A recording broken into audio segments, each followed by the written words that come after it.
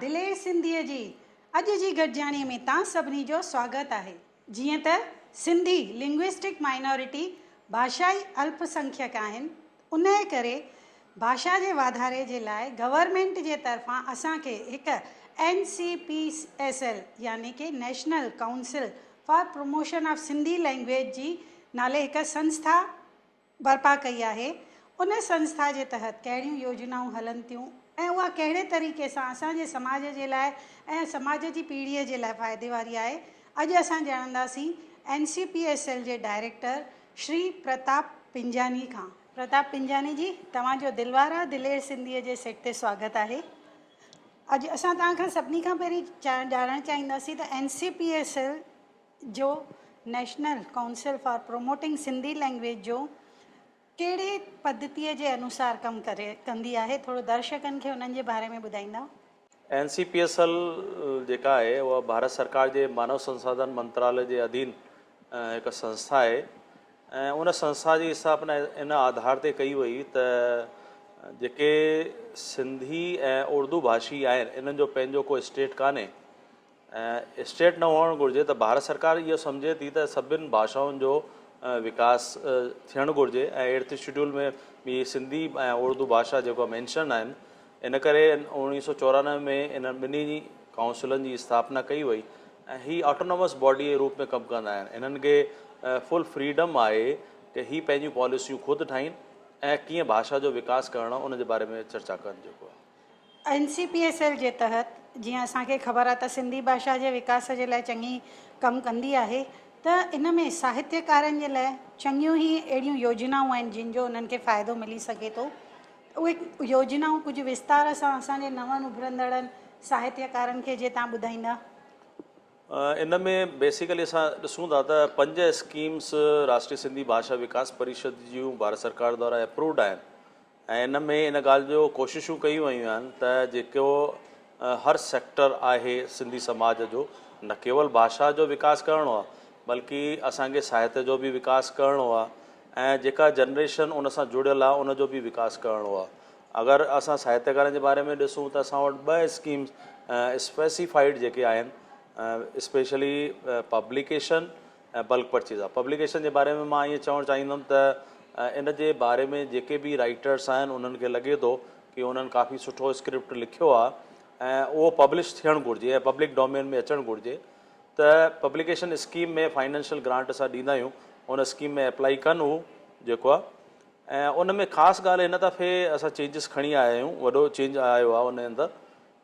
जेके बि राइटर्स उन मेन स्क्रिप्ट खे असांखे मोकिलीनि था, अगरि उहे ॿिन्ही स्क्रिप्ट में आहिनि सिंधी भाषा जे, अगरि देवनागरी या अरबी ॿिन्ही स्क्रिप्ट्स में आहिनि त 50% सेंक्शन अमाउंट जो असां एडिशनल उन्हनि खे ॾींदासीं।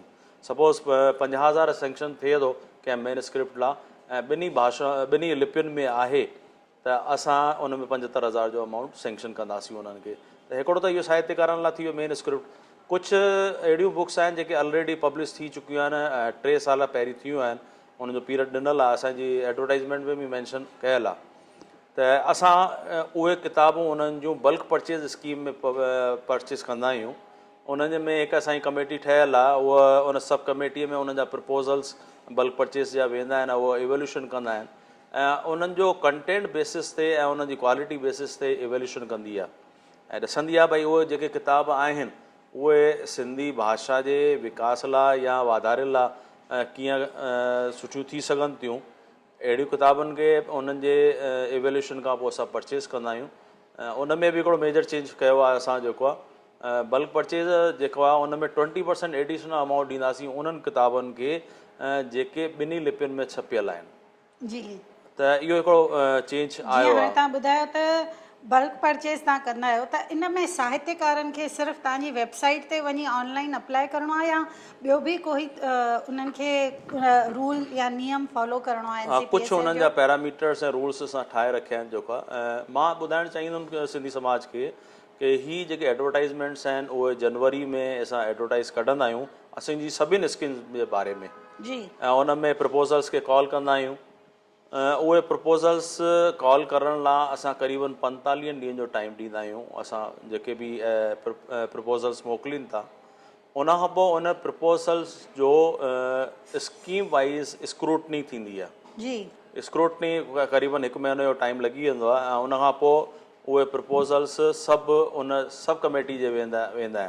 बल्क परचेस जी असां अलॻि कमेटी ठाहे रखी आहे, तव्हांजी पब्लिकेशन जी अलॻि आहे, अवार्ड लाइ अलॻि आहे, सिंधी लैंग्वेज लर्निंग क्लासिस लाइ अलॻि सब कमेटी आहिनि।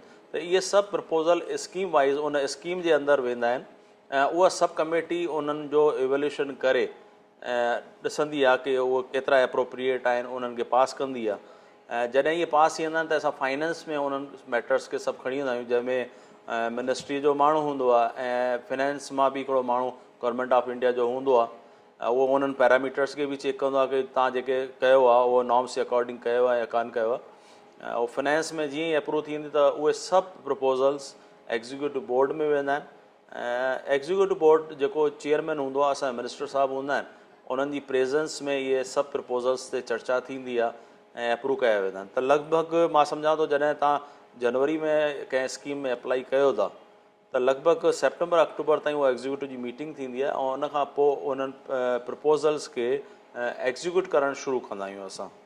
जीअं बल्क परचेज में जिन जा ऑर्डर सेंक्शन थिया आहिनि त उन में बि मां ईअं हिन दफ़े चेंजिस कयो की जेके बि प्रपोज़ल्स पास थी वञनि, जीअं ई एग्ज़ीक्यूटिव जा मिनट्स अप्रूव थी मिनिस्ट्री मां ईंदा आहिनि त असां उन्हनि खे वेबसाइट ते अपलोड करे सघंदा आहियूं। ऐं तव्हां ॾिसी सघो था त पिछले साल जा जेके बि प्रपोज़ल्स आहिनि, चाहे बल्क परचेज़ जा आहिनि, चाहे पब्लिकेशन्स जा आहिनि, चाहे प्रोग्राम्स जा आहिनि, उहे सभु अपलोड कयल आहिनि। त कंहिंखे बि डिपार्टमेंट में वञी टेलीफोनिकली जानकारी वठण जी ज़रूरत न आहे। जी उहो ॾिसी सघे थो भई जेको हुन जनवरी में प्रपोज़ल विधो हो उन जी एप्लीकेशन जो स्टेटस छा आहे ओके ऐं कंहिं बि कहिड़ा प्रोग्राम सेंक्शन थिया आहिनि, उन्हनि जो सेंक्शन अमाउंट कहिड़ो आहे, इहा सभु जानकारी कहिड़े शहर में थियो आहे, इहा सभी जानकारी तव्हांखे वेबसाइट जे थ्रू पीरियडिकली हर कंहिं ॻाल्हि तव्हां उन में तव्हां विझंदा था वेबसाइट जे वञो। थ्रू तव्हांखे सॼी जानकारी मिलंदी रहंदी आहे। इहो त थियो साहित्य जे बारे में। त छा सिंधी भाषा ॻाल्हाइण वधाइण जे लाइ जीअं असां हिकिड़ा चवंदा आहियूं speaking classes, English speaking classes, त छा सिंधी स्पीकिंग क्लासिस बि कुझु हूंदा आहिनि? पूरे भारत में असां NGOs जे थ्रू ऐं इंस्टीट्यूशन जे government organization, non government organizations, private colleges, private यूनिवर्सिटियूं, NGOs, उन्हनि जे थ्रू सॼे भारत में सिंधी लैंग्वेज लर्निंग क्लासिस लॻाईंदा आहियूं। ऐं इन में 2 कोर्स असांजा सेंक्शन आहिनि, जंहिंमें सर्टिफिकेट कोर्स आहे, डिप्लोमा कोर्स आहे ऐं एडवांस डिप्लोमा कोर्स आहे। टिनी जो ड्यूरेशन 3 महीननि जो आहे। इहे जेको SLCC में स्कीम में बि असां एप्लीकेशन्स कॉल कंदा आहियूं कि जेके नई संस्थाऊं आहिनि, जेके इन में क्लासिस हलाइण जो उन्हनि खे लॻे थो कि हलाइणु घुरिजे सिंधी समाज जे भाषा जे वाधारे लाइ, त असां उन्हनि खे कुझु पैरामीटर्स असां ठाहे रखिया आहिनि। भई उहा NGO जेका आहे नीति पोर्टल ते रजिस्टर्ड हुअणु घुरिजे, उन जे प्रपोज़ल खे ई एक्सेप्ट कंदा आहियूं असां।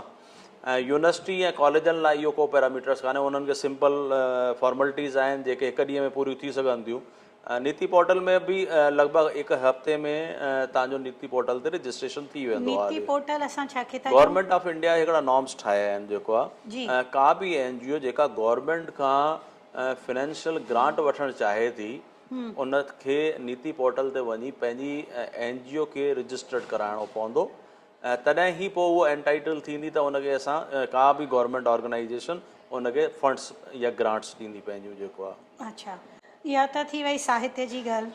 छा कलाकारनि खे बि NCPSL जे तरफ़ां, गायकनि खे, डांस कंदड़नि खे या मिमिक्री आर्टिस्ट आहिनि, जेके हर तरह जे कलाकारनि खे NCPSL जे तरफ़ां के फ़ाइदा आहिनि? कलाकारनि लाइ डायरेक्ट अहिड़ी का स्कीम आहे कान, पर जेके असांजा पोइट्स आहिनि, राइटर्स आहिनि, उन्हनि जो सिंधी फील्ड में कॉन्ट्रीब्यूशन आहे, त उन्हनि लाइ अवार्ड स्कीम्स आहिनि। असां वटि 2 लाइफ टाइम अचीवमेंट अवार्ड्स आहिनि।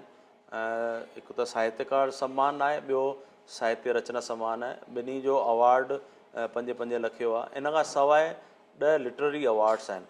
उहे स्पेसिफिक असां कैटेगरीज़ ठाहे रखियूं आहिनि, फिक्शन में, नॉन फिक्शन में, उन जूं 10 कैटेगरियूं आहिनि। रिसर्च में उहे 10 कैटेगरीज़ में असां बुक्स कॉल कंदा आहियूं ऐं उन जी बुक्स जो एवेल्यूशन कंदा आहियूं।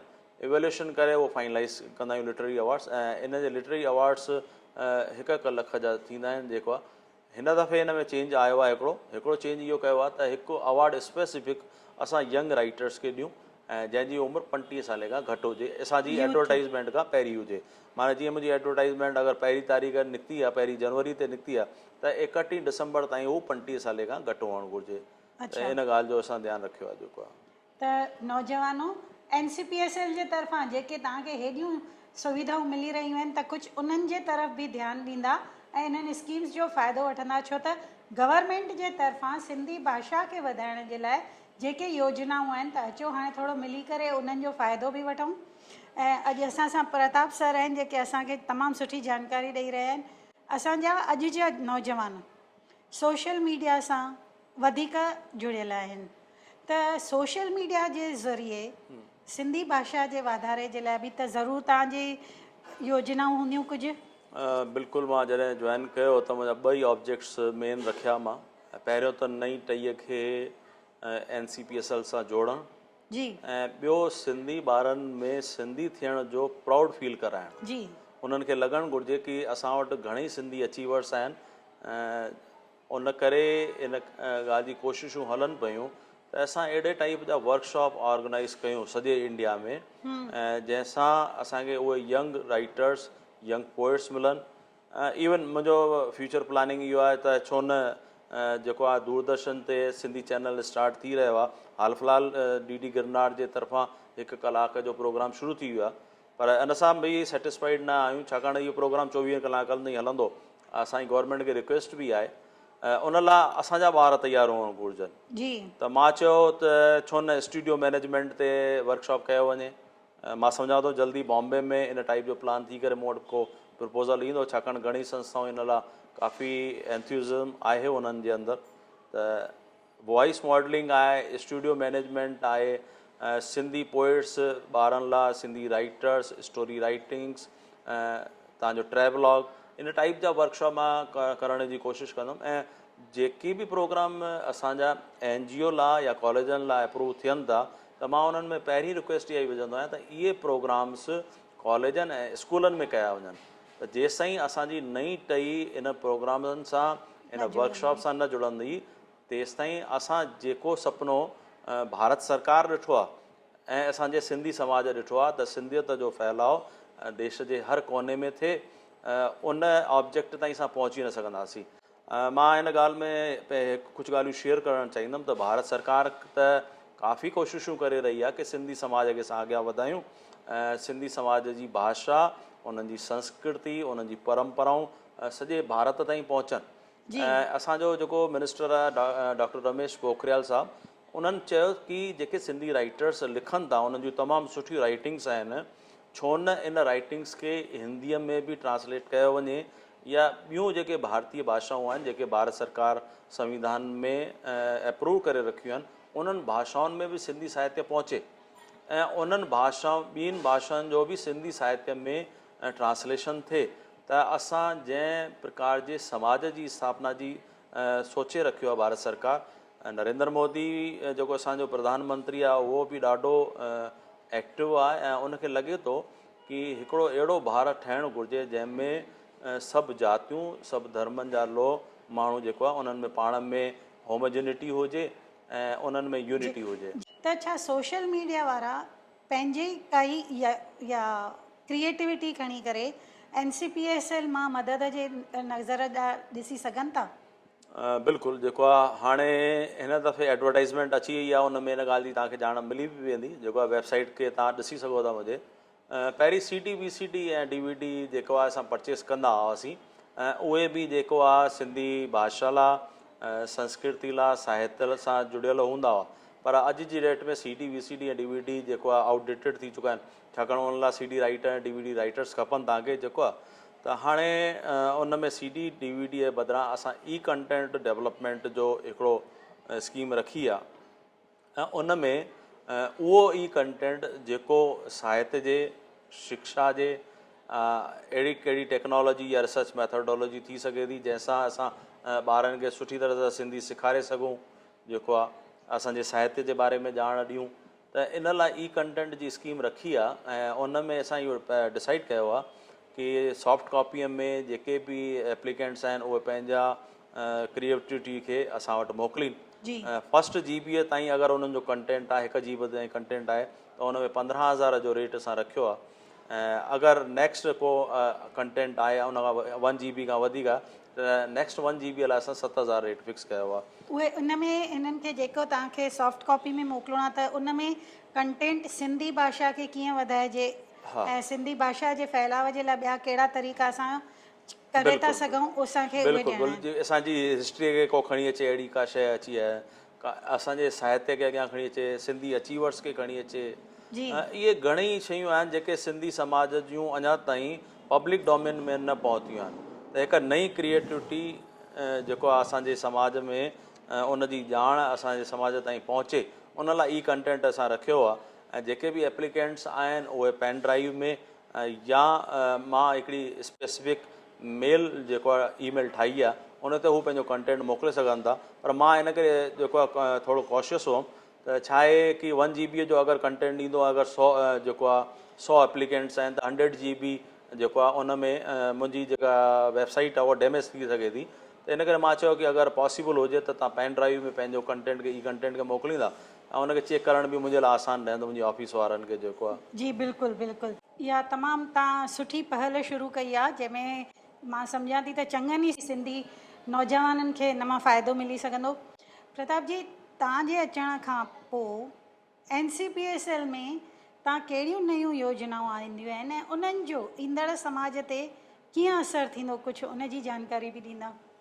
काफ़ी कोशिशूं कयां पियो ऐं लगातार इन खां सवाइ बि थींदियूं मां चवां थो। पर पहिरीं कुझु प्रॉब्लम्स आयूं पिए, भई जीअं वेबसाइट आहे, जी वेबसाइट मां डिज़ाइन बि कराई पर अनफॉर्चुनेटली उन जो जेको स्टोरेज आहे उहो ख़ाली 60 GB आहे। त असां वटि घणी कंप्लेंट्स आयूं कि असां तव्हांजी NCPSL वेबसाइट जेको आहे डाउनलोड नथा करे सघूं या उन्हनि खे ॾिसण में कुझु प्रॉब्लम पई आई। ऐं जीअं ई गवर्नमेंट मूंखे चयो कि ई कंटेंट फॉर्म में तुंहिंजे वेबसाइट ते किताबुनि खे विझीनि त मां क़रीबन 500 किताबूं उन में विझी छॾियूं। जी उन सां छा थियो, स्टोरेज मुंहिंजो फुल थी वियो ऐं जेके नेक्स्ट जेका अपलोड करणो हो ई कंटेंट उहो रुकिजी वियो हली। त उनखे मां चयो हिन जो सोल्यूशन कढियो वञे ऐं हींअर मुंहिंजी वेबसाइट खे स्टोरेज अपग्रेड कराए 360 GB स्टोरेज करायो आहे, जंहिंसां जेके प्रॉब्लम्स अचनि पियूं उहा क्लियर थी वेंदी। उन खां सवाइ ॾिठमि पिए त जेके एडवर्टाइज़मेंट्स आहिनि, इहा बि नॉलेज में आई त एडवर्टाइज़मेंट जी ॼाण जेको आहे माण्हुनि ताईं नथी पहुचे, सिंधी समाज ताईं नथी पहुचे, असांजे बुज़ुर्गनि ताईं नथी पहुचे, छाकाणि उहे वेबसाइट नथा ॾिसी सघनि। त जयपुर रेडियो स्टेशन सां हिकिड़ो कॉन्टेक्ट मां MOU कयो ऐं जेके जनवरीअ खां मार्च ताईं जेके उन जा प्रोग्राम हूंदा उहे NCPSL जे तरफ़ां स्पॉन्सर्ड हूंदा। जी त उहो 5 लख जो असां MOU उन्हनि सां कयो आहे। 3 महीना जेके बि प्रोग्राम जयपुर रेडियो स्टेशन ते प्रसारित थींदा उहे NCPSL स्पॉन्सर्ड आहिनि ऐं उन में असांजा जेके बि मेंबर्स आहिनि प्लस मां बि आहियां त उहे पंहिंजा पंहिंजा इंटरव्यू ॾींदा रहंदा आहियूं, हर स्कीम जे बारे में ॼाण ॾींदा रहंदा आहियूं। इन खां बि अॻियां सोचियो आहे नेक्स्ट ईयर, छाकाणि जेकी बि असां इनिशिएटिव खणूं था उन्हनि जो को पंहिंजो फाइनेंशियल इम्प्लीकेशन आहे। त जॾहिं फाइनेंशियल इम्प्लीकेशन हूंदो आहे त असांखे government of India J finance department मां परमिशन खपंदी आहे। बिल्कुलु बिना उन जे असां इहे प्रोग्राम्स जेको आहे इनिशिएटिव्स नथा खणी सघूं। त मुंहिंजे मन में वीचारु आयो कि दूरदर्शन ते DD सिंधी चैनल स्टार्ट थी रहियो आहे ऐं उर्दू बि प्रोग्रामनि खे स्पॉन्सर्ड करे रहियो आहे। त उन स्कीम लाइ क़रीबन काफ़ी अमाउंट जेको आहे उर्दू काउंसिल में आहे। त मां सोचियो छो न जेको आहे सिंधी प्रोग्राम बि NCPSL जे तरफ़ां दूरदर्शन ते स्पॉन्सर्ड कया वञनि त ऑलमोस्ट जेके असांजा माण्हू जेके सिंधी समाज जा आहिनि उहे सिंधी प्रोग्राम ॾिसनि था त उन्हनि ताईं ॼाण सॼी स्कीमुनि ताईं पहुची सघंदी। जी त इहा ॻाल्हि त थी प्रचार प्रसार जी कि NCPSL जो प्रचार प्रसार समाज जे हर कोने ताईं पहुचे, हर इंसान ताईं पहुचे। पर इन खां सवाइ कुझु इनिशिएटिव्स मां खया आहिनि जेके लॻनि था कि काफ़ी उहो इनिशिएटिव्स पहिरीं थियणु घुरिजनि हा, पर अनफॉर्चुनेटली कुझु सरकमस्टांसिस रहंदा आहिनि ऐं उन करे असां न करे सघंदा आहियूं के बि शयूं जेको आहे। हर शइ जो वक़्तु हूंदो आहे, हर कंहिंजे शइ जो हथां वक़्तु थियणु लिखियलु हा हूंदो आहे। बिल्कुलु बिल्कुलु बिल्कुलु।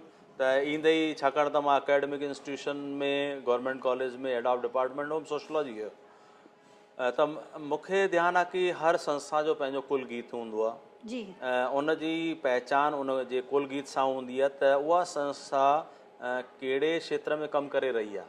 त पहिरियों कमु त इहो ई कयो त मां इन जो कुल गीत मां ठाराए वरितो पंहिंजो। एग्ज़ीक्यूटिव जी 1 अक्टूबर ते एग्ज़ीक्यूटिव जी जेका मीटिंग थी उन में मिनिस्टर साहबु इन जो ख़ुदि इनॉग्रेशन कयो ऐं हाणे पब्लिक डोमेन में उहो कुल गीत आहे जेको आहे। इन खां सवाइ मां सोचां थो इहो कि कुल गीत कहिड़े मिनिस्टर साहब जे हथां तव्हांजे थियो? असांजो जेको HRD जो मिनिस्टर जेको आहे डॉक्टर रमेश पोखरियाल निशंक, उन्हनि जे थ्रू मां इहो एग्ज़ीक्यूटिव जी मीटिंग में इनॉग्रेशन करायो। तमामु ख़ुशि थिया ऐं उनखे इन इनिशिएटिव खे काफ़ी एप्रिशिएट बि कयो।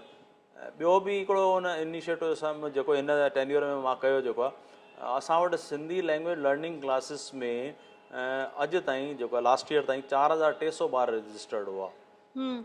जॉइन करण खां पोइ लॻभॻि काउंसिल जे मेंबरनि, मुंहिंजी ऑफिस, मां ऐं महिनत करे असां हिन ॻाल्हि जी कोशिशूं कयूं कि कीअं ॿारनि खे वधायो वञे। त हिन साल 10,000 ॿार रजिस्टर्ड हुआ। चइनि मां हज़ारनि मां सिधो सिधा 10,000 कया तमामु सुठी ऐं इहा पहल आहे। दिसंबर में उहो इम्तिहान थी वियो ऐं उनजो एवेल्यूशन जो कमु हले थो जेको आहे। उन में हिकिड़ी ॿी प्रॉब्लम बि आई हुई कि टीचर्स जा पेमेंट्स जा बि काफ़ी प्रॉब्लम्स ईंदा हुआ कि जेसिताईं रिज़ल्ट आउट न थींदी तेसिताईं उनजो पेमेंट न कयो वेंदो। त मां ऑफिस खां ॼाण वरिती भई छो पेमेंट न कयो वेंदो, इन जो को छा रूल ठहियलु आहे? त उन्हनि चयो को अहिड़ो को रूल कान्हे, जनरली असां ईअं पैरामीटर ठाहे रखियो। त मां चयो जिन टीचर्स पढ़ायो आहे त उनजो पेमेंट त असांखे करिणो ई आहे, हिन पेमेंट खे छो, हा, उन्हनि जो रिज़ल्ट सां को लेनो देनो बि न आहे। हुननि पाढ़ियो आहे त उन्हनि जो महिनतानो रेम्यूनेशन उन्हनि खे मिलणु घुरिजे। त 15 दिसंबर ते इम्तिहान थियो ऐं लॻभॻि 5 तारीख़ ते ऑलमोस्ट 80 to 90% टीचर्स जो पेमेंट मां करे छॾियो आहे। ऐं कुझु टीचर्स जो कुझु टेक्निकल प्रॉब्लम्स आहिनि, उन जा जेके अकाउंट्स आहिनि उहे वेरीफाई बैंक जे तरफ़ां न पिया थियनि जेको आहे। ॿियो कुझु टेक्निकल प्रॉब्लम्स हूंदियूं आहिनि। हाणे इहे त ॻाल्हियूं थियूं असांजियूं तव्हांजे इन जे हिसाब सां। सोशल मीडिया जीअं तव्हां चयो प्रसार प्रचार जे लाइ तव्हांजूं हेतिरियूं सुठियूं स्कीम्स आहिनि, हेतिरो सुठो गवर्नमेंट जे तरफ़ां आहे। DD बि जल्दी ई चालू थींदो, असां उहा तव्हांखे शुभकामनाऊं ॾींदासीं त तव्हांजूं महिनतूं उहे बि सफलियूं थियनि। पर छा जीअं अॼुकल्ह जे ज़माने में व्हाट्सएप आहिनि, इंस्टाग्राम आहिनि, ट्विटर आहिनि, छा इन्हनि में बि थोरी NCPSL जी जानकारीअ जी पहल ॾियण जी तव्हांखे ज़रूरत महसूसु नथी थिए? उन ई बिल्कुलु। छा आहे, सोशल मीडिया जो पंहिंजो पाण में वॾो रोल आहे ऐं उहो इफेक्ट करे रहियो आहे, समाज खे बि इफेक्ट करे रहियो आहे। छो त तव्हांजूं स्कीम्स जेके आहिनि जेकॾहिं नौजवाननि ताईं पहुचंदियूं त हिकु त आशा जाॻंदी मन में त असां कुझु कयूं था त असांजा क़दरदान वेठा आहिनि ऐं पैरामीटर में अची करे कमु करिणो आहे त इहा हिकु सुठी ॻाल्हि आहे। हा, एक्चुअली उहो जेको परसेप्शन सिंधी समाज जो आहे, अगरि असां पैरामीटर्स जे अकॉर्डिंग कमु कंदासीं त असांजो बि नालो थींदो, हुन में समाज जो नालो आहे। त हीउ समाज अहिड़ो आहे जेको डेडिकेटेड आहे ऐं गवर्नमेंट रूल्स खे प्रॉपरली फॉलो करे थो जेको आहे। त असां तव्हांखे रिक्वेस्ट कंदासीं त थोरो इन बि ध्यानु ॾियो। न, पहिरीं एक्चुअली फेसबुक असांजो NCPSL जो हो, पर प्रॉपर एक्चुअली स्टाफ जी कमी आहे ऐं प्रॉपर मॉनिटरिंग नथो थिए हुनजो। कोशिशूं कयूं आहिनि, 4 पद हींअर सेंक्शन कराया आहिनि जंहिंमें उन्हनि जो अपॉइंटमेंट 3 जो अपॉइंटमेंट मां करे चुको आहियां। Deputy director, assistant director, research officer ऐं प्रोग्राम ऑफिसर, इहे 4 अपॉइंटमेंट्स आहिनि जंहिंमां 10 ॼणनि जॉइन करे वरितो आहे। हिकिड़ो असिस्टेंट डायरेक्टर आहे, हुनजो जॉइनिंग जल्दी थी वेंदो मां सम्झां थो जेको आहे। उन में जेको टेक्निकल ऑफिसर रखियो आहे उनखे सॼी जिम्मेदारी इन ॻाल्हि जी आहे कि सोशल मीडिया खे मैनेज करे ऐं असांजूं जेके स्कीम्स आहिनि उहे समाज ताईं पहुचाइनि। जी, त इहे जेके तव्हां हाणे अपॉइंट कया आहिनि त उन्हनि जी क्राइटेरिया छा आहे? उन्हनि जा गवर्नमेंट ऑफ इंडिया जे तरफ़ां रूल्स रेगुलेशन ईंदा आहिनि। असां बि सजेस्ट कंदा आहियूं त उन्हनि जो ही पैरामीटर हुअणु घुरिजे। जीअं डिप्टी डायरेक्टर ऐं असिस्टेंट डायरेक्टर आहे त उन्हनि खे मिनिस्ट्रीअ जो एक्सपीरियंस हुअणु घुरिजे ऐं उन में हिकिड़ो पर्टिकुलर स्केल ठाहे रखियो आहे कि हिन स्केल जो माण्हू हुन लाइ अप्लाई करे सघे थो। जेसिताईं ॻाल्हि टेक्निकल ऑफिसर जी आहे त टेक्निकल ऑफिसर लाइ असां कंप्यूटर जो कोर्स कयल हुअणु घुरिजे, मास्टर्स डिग्री हुअणु घुरिजे हुन वटि। ऐं जेके डिफरेंट इन जा वेबसाइट्स जो कमु आहे या ॿिया जेके एक्सपीरियंसिस आहिनि टेक्निकल, उन क्वालिफिकेशन में रखिया वेंदा आहिनि। प्रोग्राम ऑफिसर ऐं रिसर्च ऑफिसर जो कमु इहो आहे कि नवां प्रोग्राम्स कहिड़ा थ्रस्ट एरियाज़ आहिनि, कहिड़ा एरियाज़ आहिनि जिते लॻे थो असांखे पोटेंशियल आहे, उन टाइप जा प्रोग्राम्स हू प्लान करे। उन खां सवाइ जेके कंटेंट्स असांखे वेबसाइट ते खणी अचणा आहिनि, उहो रिसर्च ऑफिसर जो कमु आहे जी कि कहिड़ियूं अहिड़ियूं शयूं पब्लिक डोमेन में अची चुकियूं आहिनि जिन जो अपलोडिंग असांजे NCPSL ते हुअणु घुरिजे। ऐं अहिड़ियूं घणेई संस्थाऊं आहिनि, अहिड़ा घणेई इंडिविजुअल्स आहिनि जिन ॾाढो सुठो कमु कयो आहे। त असां उन्हनि खे रिक्वेस्ट कंदा आहियूं कि तव्हां असांखे इहो कंटेंट असांखे ॾियो ऐं NOC ॾियो। त इहो कंटेंट छाकाणि असांजो लक्ष्य इहो आहे कि हर का ॻाल्हि समाज ताईं पहुचे। जी बिल्कुलु। भले हुनखे कंहिं बि डेवलप कयो हुजे त असां हुनखे NCPSL जी वेबसाइट ते अपलोड करण जी कोशिशि कंदा आहियूं अगरि NOC हुनजी मिली थी वञे। ऐं हिन में बि काफ़ी कोशिशूं हलनि थियूं। ये त तमामु सुठी ॻाल्हि आहे, पर जीअं डॉक्टर मोही आहिनि, अर्जुन जी आहिनि, इन्हनि जूं जेके असांजे माना जीअं हाणे मोही जी खे पहिरियों दफ़ो सारस्वत इनाम मिलियो आहे, त छा अहिड़ियुनि शख़्सियतुनि जो लिटरेचर सिंधी समाज ताईं न पहुचणु खपे जेके एतिरियूं शहाणियूं शख़्सियतूं आहिनि? बिल्कुलु छो बिल्कुलु। त हरिवंश राय बच्चन जी खां पोइ माना उन्हनि सां उन्हनि जेतिरो अवार्ड असांजे मोही जी खे मिलियो आहे पहिरियों दफ़ो, जेको कि असां सॼे सिंधी समाज जे लाइ शान आहे, इहो फ़ख़ुर जी ॻाल्हि आहे। त इन्हनि जो लिटरेचर अर्जुन हासिद जी जो ईंदो त नौजवान पढ़ंदा ॿुधंदा। त तव्हांजो हिन में कहिड़ो वीचार आहे? बिल्कुलु बिल्कुलु। जेके असांजा सुठा राइटर्स आहिनि, पोइट्स आहिनि, उन्हनि जी ॼाण समाज ताईं पहुचे, इन ॻाल्हि जी त कोशिशूं हलनि ई पियूं। मां बेसिकली अकेडमिशन आहियां, त मां ख़ुदि ई 9 PhD कराए चुको आहियां, 50 MPhil कराए चुको आहियां, घणेई किताबूं ऐं घणनि देशनि में पंहिंजो पेपर्स प्रेज़ेंट करे चुको आहियां। मां आयुमि त मूं वटि 3 किताबूं जेके हुयूं उहे अप्रूव्ड हुयूं। गवर्नमेंट फॉर्मेलिटीज़ जे चकर में उहे पब्लिश न पे थी चुको आहे। त मां ऑफिस खां ॼाण वरिती कि भई छो इन्हनि में इहे प्रॉब्लम्स अची रहियूं आहिनि जेको आहे, ऐं असांजो कमु पब्लिकेशन जो आहे, असांखे प्रमोशन करिणो आहे। त इहे जेके फॉर्मेलिटीज़ आहिनि इन्हनि खे कुझु रिलैक्स कयो वञे। ऐं तव्हां व्यक्तिगत रूप सां वासुदेव मोही साहिब सां जानकारी वठी सघो था। जीअं ई मां आयुमि त उहे 3 किताबूं छपाए छॾियूं, जंहिंमें वासुदेव मोही साहिब जो सिंधी छंद उरूज जेको तमामु सुहिणो किताबु आहे, ऐं उनखां सवाइ जेठो लालवाणी जो किताबु सिंधी नाटकनि जे मथां उहो पब्लिश कराए छॾियो। ऐं वासुदेव मोही साहिब जो जेको सिंधी छंद उरूज हो, त असांजे मिनिस्टर साहिबु चयो कि अहिड़ो जेको सुठो लिटरेचर आहे त उहो देवनागरी में बि अचणु घुरिजे। जी बिल्कुलु। त उन्हनि जी पब्लिकेशन जंहिंसां उहो किताब खे पब्लिश कराईंदा आहिनि या टाइपिंग कराईंदा आहिनि, तख़लीक़ पब्लिकेशन आहे, त उन्हनि जे सहयोग सां उहा किताब देवनागरीअ में बि ट्रांसलेट थी वई ऐं उनजो लिपियांतरण डॉक्टर प्रताप विंजाणी नाले आहे जेको आहे। त मां त चाहियां पिया त समाज ताईं देवनागरी लिपि बि अचे जेको आहे। हिकिड़ी ॻाल्हि जेका असां ॿी ॿुधी त जेका मूंखे जानकारी मिली, त जेकॾहिं असां इन्हनि असांजे एतिरनि उचनि साहित्यकारनि जो असां अगरि लिटरेचर सिंधी इंग्लिश, जीअं तव्हां हाणे देवनागरी लिपि चयो, देवनागरी इंग्लिश हिंदी ऐं मराठी अलॻि अलॻि भाषाउनि में सभु भारतीय भाषाऊं जेके बि आहिनि, जेके आहिनि, त एटलीस्ट 2-3 में करायूं। छो त सिंधी सभ्यता ई त हिकु ऊचे में ऊची सभ्यता आहे जंहिं हर वक़्तु सॼे समाज खे अलॻि दिशा अलॻि राह ॾेखारी आहे। ॿिया बि आहिनि, पर सिंधी सभ्यता जी हिकु अलॻि ई 5000 साल झूनी सभ्यता, सनातन संस्कृति आहे, सनातन संस्कृति। त उन जो प्रचार वधीक भाषाउनि में ट्रांसलेट करे वधीक माण्हुनि ताईं पहुचाए सघिजे। बिल्कुलु बिल्कुलु। इहा त ॻाल्हि मुंहिंजे दिमाग़ में पहिरीं खां ई आहे। कुझु असां वटि मैगज़ीन्स निकिरंदियूं आहिनि, 3 मैगज़ीन्स असांजूं आहिनि, जेको आहे जंहिंमें महक आहे, पोपट आहे, ऐं हिकु मैगज़ीन उहा आहे जंहिंमें हिंदीअ में आर्टिकल्स कॉल कया वेंदा आहिनि। उहा जॾहिं मां आर्टिकल ई हिन खे खणी आयुमि त कुझु असांजे भाउरनि हुनजो विरोध बि कयो कि छा सिंधी जेको आहे हिंदी भाषा जो प्रचार प्रसार कंदो। मां चयो ॻाल्हि उहा न आहे कि तव्हां प्रचार प्रसार हिंदीअ जो थींदो, बल्कि मां इहो चाहींदुमि कि जेके असांजा राइटर्स आहिनि, पोइट्स आहिनि, उन्हनि जी ॼाण सॼे भारत ताईं पहुचे, सॼे समाज ताईं पहुचे। माना ये ऑडियो बुक्स ठहनि जीअं ॿार हलंदे हलंदे उहे ॿुधनि। हा, मां चयो असांजो सिंधी समाज जे माण्हुनि जो वॾो दिलि आहे, असांखे नंढी सोच न रखणु घुरिजे। जिन राइटर्स इहो लिखियो आहे त उन्हनि जी ॼाण ख़ाली असांजे समाज ताईं महदूद छो रहे, त उनजी ॼाण सॼे भारत ताईं पहुचणु घुरिजे। ऐं उहा मैगज़ीन हिंदीअ में बि अचे थी। इन खां सवाइ हिकिड़ो रिसर्च जर्नल बि मां कढायां थो। जेके ॿार वीचारा टीचिंग में अचणु चाहींदा, कॉलेज लेक्चर ठाहिणु चाहींदा या यूनिवर्सिटी में प्रोफेसर ठहणु चाहींदा, त असांजा हुते UGC जा पैरामीटर्स आहिनि कि तव्हांजा जेके आर्टिकल्स आहिनि उहे पब्लिश हुअणु घुरिजनि ऐं उन्हनि जो पंहिंजो ISSN नंबर हुअणु घुरिजे, साइटेशन हुअणु घुरिजे ऐं इम्पैक्ट फैक्टर हुअणु घुरिजे। त अॼु ताईं भारत में हिकु बि जनरल अहिड़ो कान्हे जेको जंहिंखे ISSN नंबर आहे जेको आहे। त हाणे हिन ॻाल्हि जी कोशिशि हले लास्ट टाइम बि मां एडवर्टाइज़मेंट कढी त मां असांजे सिंधी राइटर्स खे चयो की तव्हां हिंदी ऐं इंग्लिश में पंहिंजा रिसर्च पेपर्स ॾियो, छाकाणि रिसर्च पेपर्स जा पैरामीटर्स अलॻि थींदा आहिनि। उहे पैरामीटर्स मां हाणे एडवर्टाइज़मेंट में विझाए छॾिया आहिनि। कुझु पर्सनली उन्हनि जे बारे में तव्हां पर्सनली बि ॿुधाईंदा मां अगरि त? एक्चुअली हुन में जेको आहे न हुन में ISSN नंबर हिकिड़ो थींदो आहे, उहो त आर्टिकल अचण खां पोइ थींदो। मां चवंदो आहियां की जॾहिं बि तव्हां को आर्टिकल लिखो था त उन में रेफरेंसिस हुअणु घुरिजनि।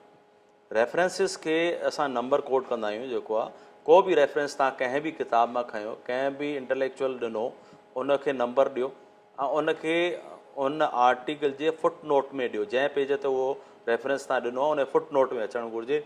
उन खां सवाइ जॾहिं रिसर्च पेपर कंप्लीट थींदो उन खां पोइ बिब्लियोग्राफी ॾिनी वेंदी आहे, रेफरेंसिस ॾिना वेंदा आहिनि। त उहो बिब्लियोग्राफी ॾियणु ज़रूरी आहे। उनजो क्रॉनिकल ऑर्डर आहे असांजो। सभिनि खां पहिरीं उन में राइटर जो नालो ईंदो आहे, उन ईयर ऑफ पब्लिकेशन ईंदो आहे, किताब जो नालो छा आहे जेको आहे। त इहे उन जो पैरामीटर्स आहिनि। उन फॉर्मेट खे ॾिसी करे उन हिसाब सां बिब्लियोग्राफी ठाहिणी पवंदी आहे। तॾहिं ई माना अगरि सपोज़ मां लिखणु चाहियां थी त मुंहिंजे रिसर्च में जितां जंहिं बुक मां उहो रेफरेंस खयो आहे उहे राइटर्स जा नाला, उन्हनि जे बुक जो पेज नंबर मूंखे उते रेफर करिणो आहे। हा, फुट नोट्स में करिणो आहे। फुट नोट माना लास्ट में, एंड लास्ट में जेके हेठि जॾहिं को बि पेज थींदो आहे त उन हेठां हिकिड़ी लाइन कढी छॾिबी आहे। जेको आहे उन हेठां फुट नोट में उहो नंबर लिखो आहे। तव्हां जे रेफरेंस नंबर पहिरियों आहे त पहिरियों लिखिबो, पोइ पंजो आहे त पंजो नंबर लिखंदासीं। कंहिंजे थ्रू रेफरेंस खयो आहे, फ़ाइदो छा थींदो, कहिड़े पेज मां खयो। एक्चुअली गवर्नमेंट ऑफ इंडिया जा नॉर्म्स आहिनि कि को बि कंटेंट तव्हां कितां बि खणो था त उनजो रेफरेंस ॾियणु ज़रूरी आहे।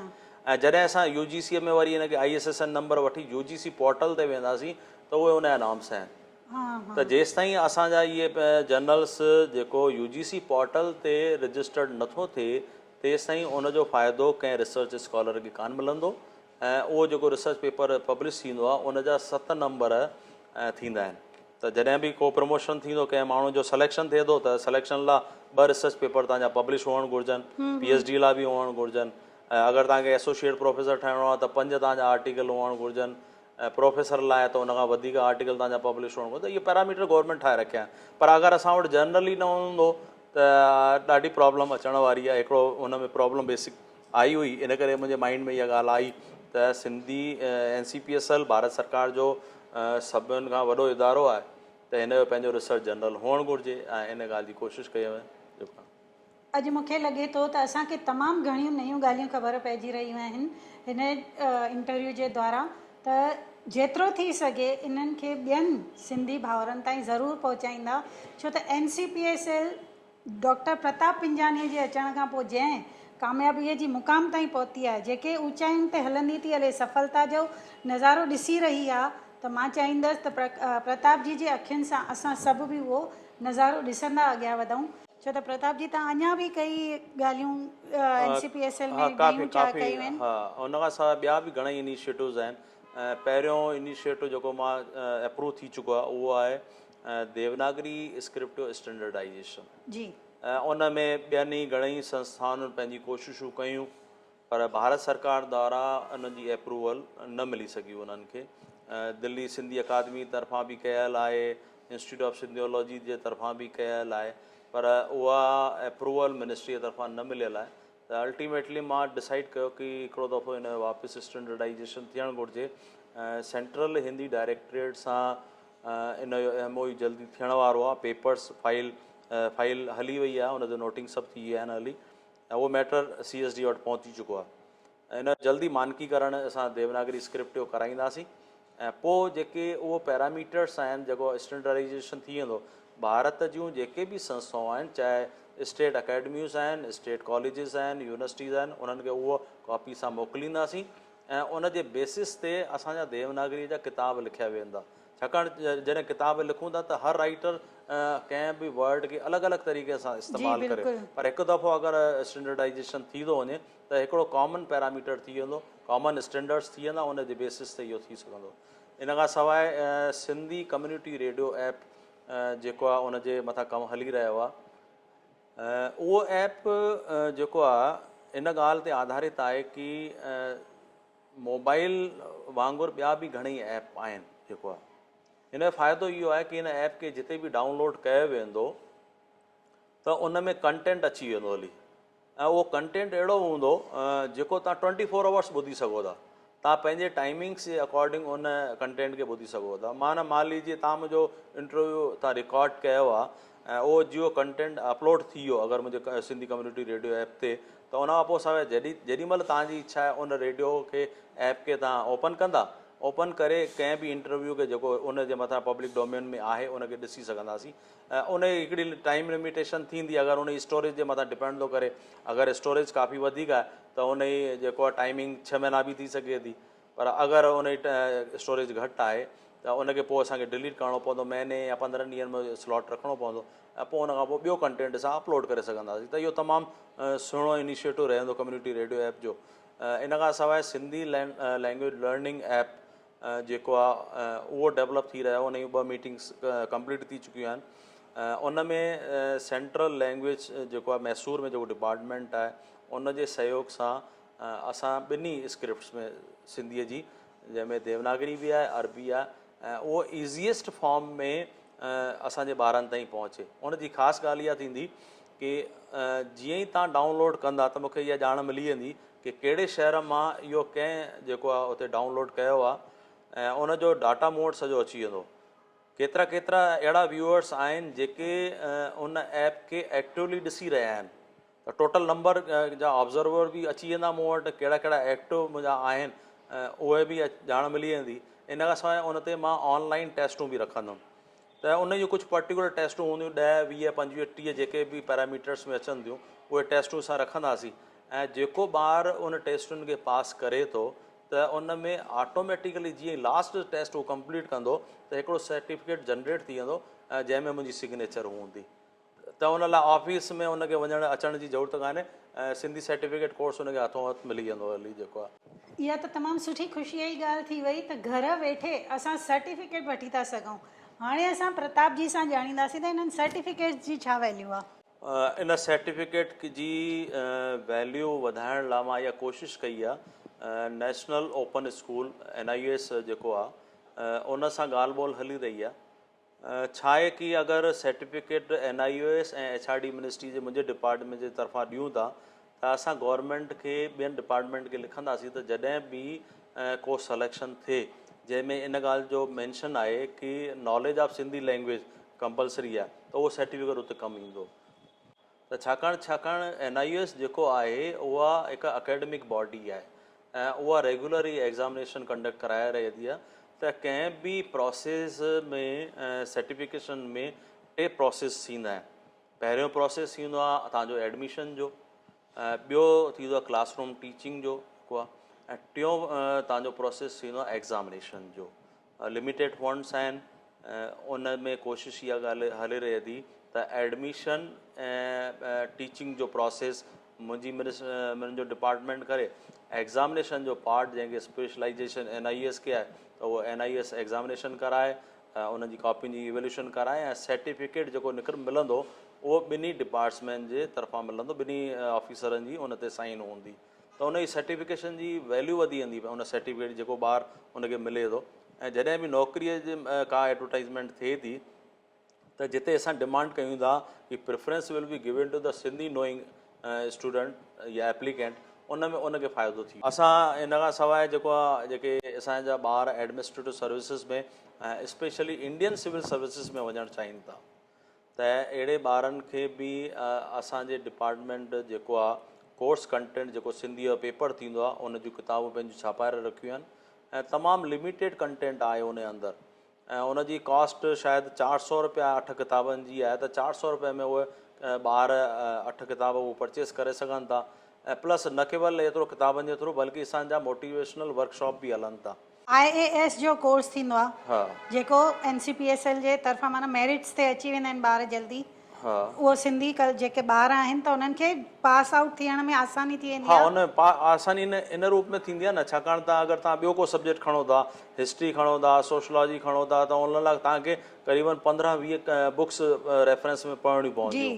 पर असांजो हिकिड़े तमामु लिमिटेड, मां सम्झां थो 2000 पेजनि में असांजो सॼो कोर्स मटीरियल आहे, त उहो तव्हां आराम सां हुनखे पढ़ी करे ऐं सुठा नंबर खणी सघो था। जेको आहे IAS ऑफिसर थियण जे लाइ त सिंधी ॿारनि जे लाइ हाणे IAS ऑफिसर जेका की हिकु शान जी ॻाल्हि आहे, उहो बणिजणु तमामु आसानु आहे। उन जे अलावा ॿिया कोई कोर्सिस आहिनि जेके सिंधी ॿारनि जे लाइ आहिनि? बसि इहे सर्टिफिकेट डिप्लोमा ऐं एडवांस डिप्लोमा कोर्सिस आहिनि, इहे 3 कोर्सिस असां करे रखिया आहिनि। जेको आहे छाकाणि त जॾहिं देश जी पॉलिसी मेकिंग थींदी आहे त उन्हनि में पॉलिटिशियंस ऐं ब्यूरोक्रेट्स, इन ॿिन्ही जो तमामु वॾो रोल रहंदो आहे। त असांजा सिंधी ॿार अगरि ब्यूरोक्रेसी में अचनि था त उहे निश्चित रूप सां अगरि असांजे कोर्स कंटेंट खे पढ़ी NCPSL जे वर्कशॉप खे अटेंड करे अगरि उहो अचे थो, ॿार IAS ठहे थो, त उनजो अटैचमेंट NCPSL सां बि हूंदो ऐं सिंधी समाज सां बि हूंदो, त उहो सिंधी समाज खे बि वधीक उहो फ़ाइदो अॻियां ॾेई हली सघंदो। करे सिंधी समाज खे वधाइण जी कोशिशि कंदो। जेको आहे जी जी त इहो हिकिड़ो बेनिफिट थिए थो। जेको आहे ॿियूं घणेई काफ़ी स्कीम्स भारत सरकार जूं आहिनि। ॻाल्हि इन ॻाल्हि जी आहे त अगरि सिंधी समाज में यूनिटी हुजे ऐं जेके अञा बि असांजा जेके सिंधी परिवार आहिनि जिन जी फाइनेंशियल पोजीशन तमामु सुठी न आहे, उन्हनि ताईं उहा ॼाण पहुचंदी ऐं सिंधी समाज ताईं उहा ॼाण पहुचे थी त उन्हनि जो अपलिफ्टमेंट थी सघंदो। NCPSL खे सिंधी समाज जी मदद जे लाइ गवर्नमेंट जे तरफ़ां हर साल घणो फंड अलॉट थींदो आहे? एक्चुअली अगरि ॿियनि ऑर्गेनाइजेशन्स खे मां ॾिसां त उन ऑर्गेनाइजेशन जे कंपेरिज़न में तमामु घटि फंड्स आहिनि। केवल 5.65 करोड्स जेको आहे इन साल हुननि कयो आहे, पर इन खां सवाइ मां एडिशनल बजट जी डिमांड कई आहे जंहिंमें 9 करोड़नि जा प्रपोज़ल्स मां उन्हनि वटि पहुताया आहिनि। जेको आहे पर प्रॉब्लम अञा उन में टेक्निकल प्रॉब्लम या ब्यूरोक्रेटिक प्रॉब्लम इहा अची रही आहे कि असांजी जेका एग्जीक्यूटिव जी मीटिंग आहे उन मीटिंग खे ऑर्गेनाइज़ करण में 4 महीना 3 महीना लॻी वेंदा आहिनि। त असां उन जी एग्जीक्यूटिव जी मीटिंग खां पहिरीं पंहिंजे प्रपोज़ल्स खे एग्जीक्यूट नथा करे सघूं। त मां हाणे हिन दफ़े सोचियो आहे कि मिनिस्ट्री सां मां ॻाल्हाईंदुमि, छाकाणि जेके रूटीन प्रपोज़ल्स आहिनि उन लाइ शायदि एग्जीक्यूटिव बोर्ड जी परमिशन न हुअणु घुरिजे। ॻाल्हि रखंदासीं असां, ऐं अगरि इहा अप्रूवल मिली वेंदी त उहो फंड्स यूटिलाइज़ करण में असांखे आसानी थींदी। इन खां सवाइ एडिशनल बजट जंहिंमें 2 चेयर्स लास्ट ईयर 22 फरवरी 2019 ते इहे जेके 2 चेयर्स एक्सेप्ट थी चुकियूं आहिनि, जंहिंमें वासवाणी मिशन जे नाले सां हिकु चेयर पूना में सेंक्शन थी आहे। इन खां सवाइ तव्हांजी कच्छ में हिकु यूनिवर्सिटी आहे, कच्छ यूनिवर्सिटी आहे, उन में सिंधी चेयर दादा दुखायल जे नाले सां थियलु आहे। ऐं इन खां सवाइ हिकु जेको आहे भोपाल में चेयर एक्सेप्ट थी चुकी आहे। इन खां सवाइ 10 एंडोमेंट लेक्चर्स जेको सेंक्शन थी चुका आहिनि। इन एंडोमेंट लेक्चर्स में 20 लख जो अमाउंट जंहिं बि ऑर्गेनाइजेशन में असां एंडोमेंट लेक्चर्स स्टार्ट करणु था चाहियूं। मां अॼु जय हिंद कॉलेज में आयुमि त जय हिंद कॉलेज खे बि मां चयो कि अहिड़ा एंडोमेंट लेक्चर्स कंहिं तव्हांजो लिटरेचर में जेको आहे या को पोइट आहे उन जे नाले सां इहो एंडोमेंट लेक्चर स्टार्ट थी सघे थो। 20 लख जो अमाउंट उन ऑर्गेनाइजेशन खे असां ॾींदासीं। उन जो जेको व्याज ईंदो उन व्याज ते सॼे साल में 1 या 2 सेमिनार असां करे सघूं था। जेको आहे त इहा हिकिड़ो रेगुलर फीचर उन कॉलेज जो थी वेंदो हली। जी जी जी, उहो संस्कृत भाषा जो प्रचार बि थी वेंदो ऐं फंड्स जो प्रॉपर यूटिलाइज़ेशन, उन्हनि ते नज़रदारी बि बराबरि प्रॉपर तरीक़े सां। असांजा नई टहीअ जा ॿार बि उन सां जुड़ी सघंदा, छाकाणि कॉलेजनि में ई असांजा ॿार आहिनि बि।